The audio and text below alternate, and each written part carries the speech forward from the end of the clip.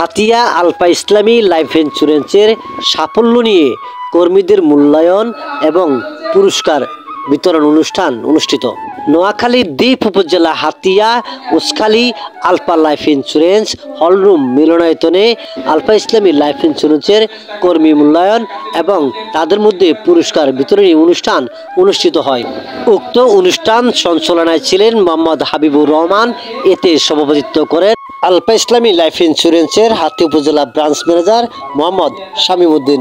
এতে প্রধান অতিথি হিসেবে উপস্থিত ছিলেন আলফা ইসলামী লাইফ ইন্স্যুরেন্সের sales manager Mohammad Arif Hossain.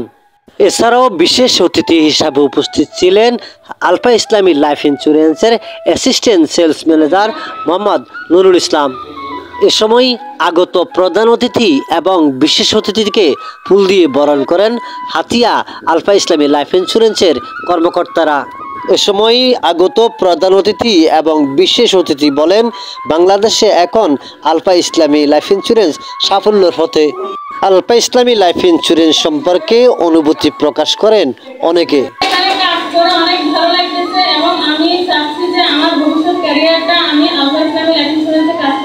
Alpha লাইফের মধ্যে আপনি এখানে ভালো একটা অবস্থান তৈরি করতে পারবেন, আপনার জীবনকে সুন্দরভাবে পরিচালনা করতে পারবেন এবং আপনি মানুষের কাছে দাঁড়াতে পারবেন, মানুষের পাশে দাঁড়াতে পারবেন।